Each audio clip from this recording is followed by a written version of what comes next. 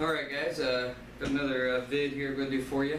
I was recently tagged by Tac Hill on some of my favorite bushcraft gear, and I think the original tag came from Grizzly Taco. I'm subscribed to both of those channels, and definitely go check them both out.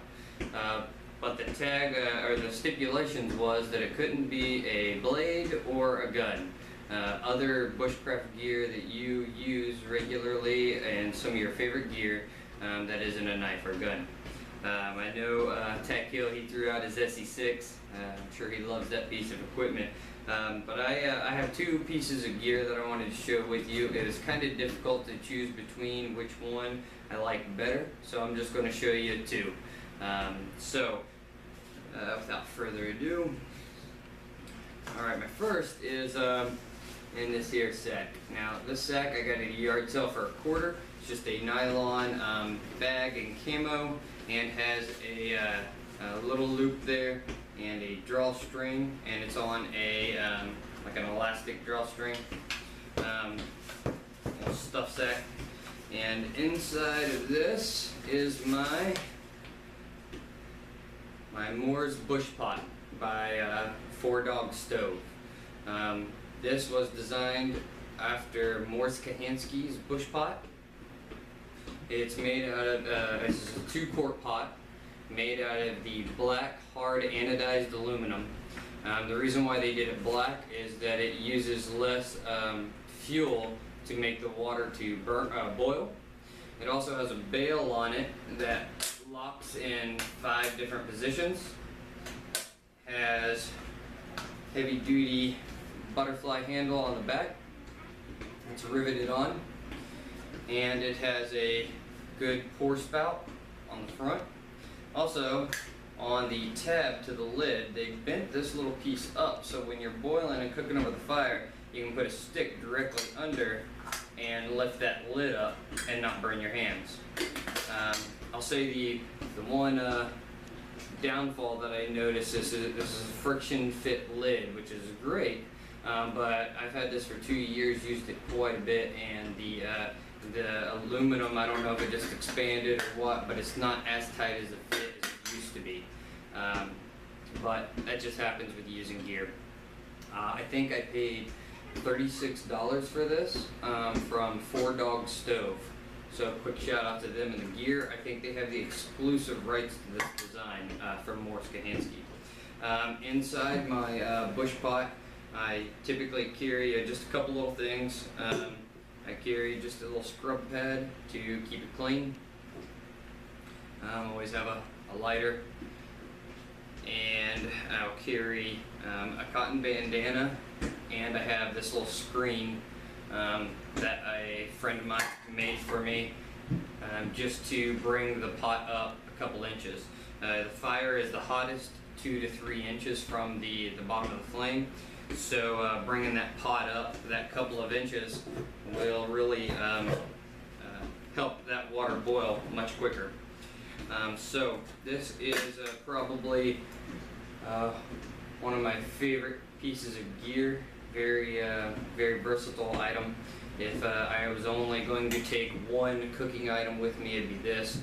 I can boil plenty of water to keep myself well hydrated and use it to cook a good variety of meals. So there's my Moore's Bush Pot. The second item that was difficult for me to pick between was my Terra Nova Adventure 2 Trail Tarp. I bought this off of Austin Kayak. If you're a first time member to their website and ordering from them, they give you a 15% off discount on your first purchase. So I was able to get this for $46 and save some money compared to a lot of the other websites that I've seen were $50 and $60. And what I did was the tarp, you can really roll it up much tighter than this bag that it comes with, and I added another small bag that has tent stakes, and I already have some bank line in there for my ridge line and all that.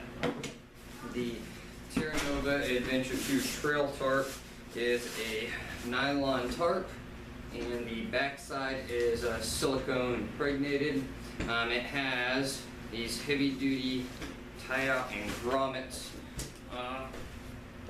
Let's see if you can see those, all the multiple stitches, and the tie-outs also, they're all over it. It even has a tie-out in the center point. I have used this in multiple configurations, whether it be a lean-to, a open fly. I've used it as a tent directly onto the ground. I've been in thunderstorms with this and it did not leak. Light sprinkles, everything. So it weighs just under 2 pounds. I'm probably right at 2 pounds now that I've added the aluminum and the ABS plastic stakes. But I prefer a tarp over a tent any day, just because the versatility of setting that up. So those are two of my favorite items: Terra Nova Adventure 2 Trail Tarp and the Morris Kahansky Bush Pot. So I'm gonna tag a couple guys, and you guys that are watching this, go check them out, show them your support. A guy that I've just recently been subscribed to, not a real long time, is Outlaw Edge Blade Works. He does a lot of knives. He had told me that his mom got him a knife almost every birthday or Christmas type thing. She just started getting him knives. So he does a lot of stuff on knives. He recently bought a blank from a condor and made the handles for it and did a video on that. He also has a rat rod that he did that he named Bushcraft Betty, and he shows it in car shows and riding it around, so it's pretty cool. So check him out, and I'm tagging you. What's your favorite bushcraft piece of gear you have? Central Oregon Survival. Now this is a bigger channel. Probably has some sponsorships from different companies that make gear. But calling you out, what's your favorite bushcraft item? And you guys show him some support as well. I've been subscribed to him for a little while. He has a bug out vehicle he's done. He has a base camp he's in the process of building, done a couple videos on. And he gets out there, so check him out too. And Coyote 238. This fella's out of Kentucky. He subbed me. I went and checked out his channel, and he got me turned on to Mize Custom Knives. Another shout out for that guy, KY, like for Kentucky, capital KY, Knife Man 1. He makes custom knives. His name is Dave Mize.